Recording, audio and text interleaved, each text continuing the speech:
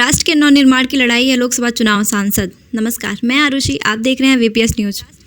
महाराजगंज अनुमंडल मुख्यालय में आयोजित एक कार्यक्रम में स्थानीय भाजपा सांसद जनार्दन सिंह सिग्रीवाल ने कहा है कि लोकसभा चुनाव राष्ट्र के नवनिर्माण की लड़ाई है। यहाँ मैं नहीं, महाराजगंज की जनता लोकसभा का चुनाव लड़ रही है। मोदी लहर पूरे देश में चल रही है, जिसका असर है कि भाजपा उम्मीदवार निर्विरोध जीतने लगे हैं। सांसद ने कहा, इस बार भारतीय जनता पार्टी के सांसदों की संख्या 400 पर जाएगी। जनता ने जो भाजपा पर अपना भरोसा रखा है, उस भरोसे पर पार्टी एक एक कार्यकर्ता जनता के लिए समर्पित है। मैं महाराजगंज की जनता से कहना चाहता हूं, जब तक मैं जीवित रहूंगा आपके मान सम्मान की रक्षा करूंगा। आपके सुख दुख का साथी बनकर एक सिपाही के रूप में हमेशा खड़ा रहूंगा। सांसद ने 4 मई को नामांकन सभा में चलने का आह्वान किया। उन्होंने कहा कि नामांकन सभा में उप मुख्यमंत्री सम्राट चौधरी, विजय कुमार सिंह, जीतन राम मांझी, उपेंद्र कुशवाहा, गिरिराज सिंह, मंगल पांडे भाग लेंगे। अध्यक्षता नगर अध्यक्ष अमरजीत सिंह व संचालन शशिभूषण सिंह ने किया। मौके पर डॉक्टर अभय कुमार सिंह, त्रिपुरारी सरल सिंह, अजय कुमार, मानवेंद्र कुमार, अभय, मनमोहन सिंह, नगर अध्यक्ष मनीष कुमार सिंह, आत्मा सिंह, अनिल सिंह, संजय सिंह राजपूत, सत्येंद्र सिंह, भाजपा नेत्री सुप्रिया कुमारी, राम बाबू प्रसाद, बलिराम प्रसाद, मनोज वायुत आदि लोग मौजूद रहे। रोड़ी आचार्य ने भी कल कहा है सम्राट चौधरी के बारे में, इस पर आपको क्या लगता है कि राजनीति कहाँ गई है? देखिए, उस पर हमें लगता है कि मैं अब उस पर विशेष रूप से अभी के परिस्थिति में कुछ चर्चा नहीं करना चाहता, क्योंकि मैंने कहा कि बहुत सारे चीज़ों पर से और मेरी बहुत सहमति भी नहीं रहती है, क्योंकि मेरा एक अलग से एक विचारधारा मैं चलता हूँ। पार्टी के विचारधारा, पार्टी के मूल और पार्टी के हमारे नेतृत्व है, उसके सिद्धांत तक हम मैं जनता के बीच में। लेकिन मैंने कहा कि यह इसमें अगर कुछ बात हो जाती है तो उसमें मेरा कोई कमेंट्स नहीं है, मेरे तरफ से कोई उसमें वाद विवाद नहीं है कि क्या है कौन है। इसमें अगर लोग जो पीछे और आगे की बात जो लोग कर रहे हैं, हमें लगता है कि जवाब अगर जो वैसे बोल दिया यहाँ तो मैंने बोल दी ना, अगर आप यहाँ बोल दी छपरा के बारे में, तो शब्द तो बिगड़े हुए शब्द है। लोग हमारे प्रधानमंत्री जी को भी, मोदी जी को भी गाड़ी देते हैं कई एक जगह, उस पर आपने देखा भी होगा। तो उनको उसी में आनंद आता है कि हम मोदी जी को गाड़ी देंगे तो हमको लोग बड़ा महान कहने लगेगा। मोदी जी को गाड़ी देकर कोई महान नहीं हो सकता है। मोदी जी को गाड़ी देने वाले लोगों को यह देश भी माफ़ नहीं करने वाली है, क्योंकि जो देश के हित में देश के एक एक लोगों को अपना परिवार मानता है, देश को एक अपने परिवार के जैसा जो व्यक्ति मानता है, और देश का आज हम सबका सौभाग्य कि देश का वो प्रधान सेवक के रूप में देश का प्रधानमंत्री है, और उनके बारे में कोई अगर कहता है तो हमें लगता है कि वह तो देश ही उसका जवाब दे रहा है, देश ही आगे जवाब भी देगा वैसे लोगों का। महाजन में पदार्पण हुआ है, क्या कुछ? देखिए, हम लोगों की कई एक स्तर की बैठकें और कई एक स्तर के जनसंपर्क अभियान चल रहे हैं। उसमें आज का ये जनसंपर्क अभियान के कड़ी को मजबूती देना और आगे की समीक्षा करना। अभी अपना 4 मई को अपना नामांकन होना है, और 4 मई के नामांकन की दृष्टि से भी हम सब एक सघन जनसंपर्क अभियान चला रहे हैं, क्योंकि हमारे लिए सबसे बड़ी संपर्क का केंद्र है हम किसानों से, युवाओं से, गरीबों से और महिलाओं से। क्योंकि प्रधानमंत्री जी का जो संकल्प है कि हमने इस देश में 4 जातियां ही हमने आज तक समझी है, और हमारे लिए वो 4 जातियां हैं, इस देश के किसान, इस देश के युवा, इस देश के महिला और इस देश के गरीब। ये 4 जातियों के अलावा कोई जाति हमारे लिए नहीं है। हमारा संकल्प है, हमारे नेता का वही विजन भी है, और उस विजन को हम सब धरती पर उतारते हैं। और आज हम सब अपने नामांकन में भी हम इन सभी 4 जातियों को आग्रह कर रहे हैं, निमंत्रण कर रहे हैं कि आप भी आशीर्वाद देने के लिए आप वहाँ पहुँचे, और इस नामांकन को एक अलग स्वरूप आप देने का काम करें।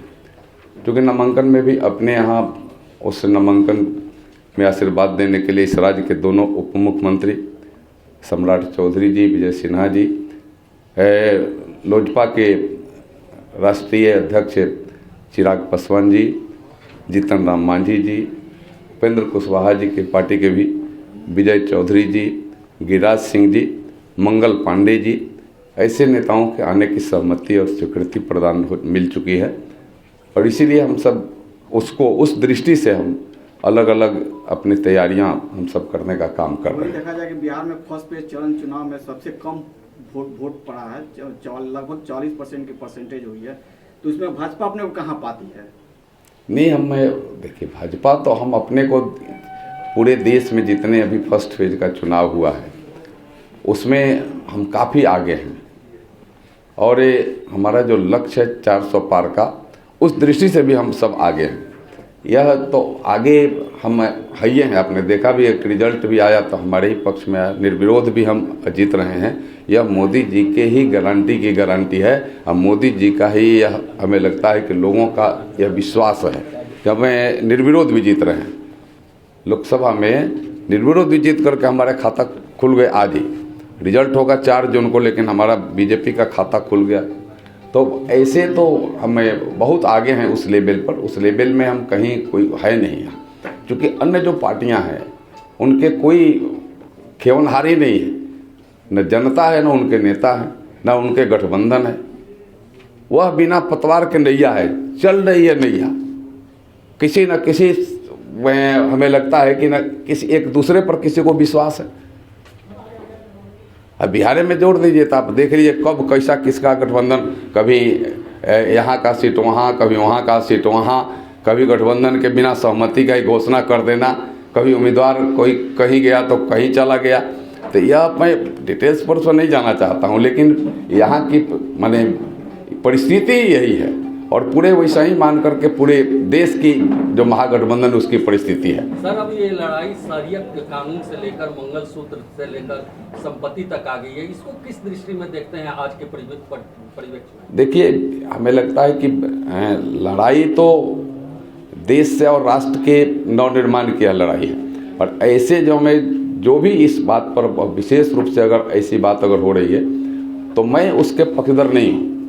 मैं उसके किसी भी लेवल पर मैं व्यक्तिगत पक्षधर नहीं हूँ, लेकिन बातें आ जाती है कि किसी लेवल पर बात आई हो, कहीं से बात। प्रधानमंत्री ने इस पर कहा है कि ये संपत्ति बांटो, कांग्रेस संपत्ति बांटना चाहती है, मंगलसूत्र लेना चाहती है। यह तो कांग्रेस तो संपत्ति बांटने का तो बात आप कहिए रहे, प्रधानमंत्री जी ने जो कहा है तो सही कहा है।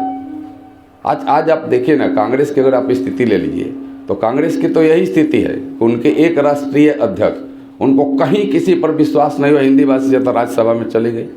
एक उनके राष्ट्रीय अध्यक्ष रहे, उनको कहीं हिंदी भाषी क्षेत्र में जगह नहीं मिला तो केरल के दूर जगह चले गए, कहीं नहीं मिला। उनको कहीं किसी पर विश्वास भी नहीं है कि मैं यहाँ से लड़ूं और मैं जीत जाऊं, तो वो चले गए, केरल के चले गए। वहाँ भी वो मात खाएंगे क्योंकि वहाँ भी लोग तैयार हैं। कांग्रेस के जो कार्य जो है ना, इस देश को जिस तरीका से कांग्रेस ने हरास किया, जिस तरीका से अपने कार्यकाल में इस देश को अलग अलग खंडों में बांटने की भी बात हुई और अलग अलग तरीके से इस देश में लूटने का जो काम कांग्रेस ने किया है, घोटाले दर घोटाले जो कांग्रेस के काल में हुआ है, वह आज भी इस देश की जनता कभी नहीं भूल सकती है। जितने घोटाले कांग्रेस के कार्यकाल में हुए हैं वह देश के प्रति घोर माने अन्याय हुआ, देश के लोगों के चेहरे का मुस्कान छीनने का काम किया है और अपने थाती जमा करने का काम किया है। और यही प्रधानमंत्री जो कहते हैं कि यही तो चाह रही कि फिर हम उसमें से कुछ लूटने का काम किया है। हम आपको अगर बताएं कि इसमें से जो घोटाले, चारा घोटाला हो, खेल घोटाला हो, अलकतरा घोटाला हो, टूरिस्ट स्पेक्ट्रम घोटाला हो, कपड़ा घोटाला हो, जमीन घोटाला हो, ऐसे हेलीकॉप्टर, ये कब हुए घोटाले? यह कांग्रेस को तो जवाब देना पड़ेगा देश के लिए। यह जो घोटाले आप घोटालेदार करते रहे और देश को लूटने का काम करते रहे, तो देश के लोग बहुत समझदार हैं और देश के लोगों को आज इस देश के सम्मान की और देश की विकास की गारंटी है। आज मोदी की गारंटी यही है कि हम गांव के गली गलियारे तक की भी चिंता करते हैं। हम झोपड़ी में रहने वाले एक माता और बहन का भी हम चिंता करते हैं, वहाँ भी गैस का कनेक्शन जाए, वहाँ भी बिजली जाए, वहाँ भी पानी जाए, वहाँ भी सड़क पहुँचे और हम देश को ऊंचाई तक भी ले जाने के हम लगातार प्रयास करें कि देश भी सर्वोच्च ऊंचाई पर जाए।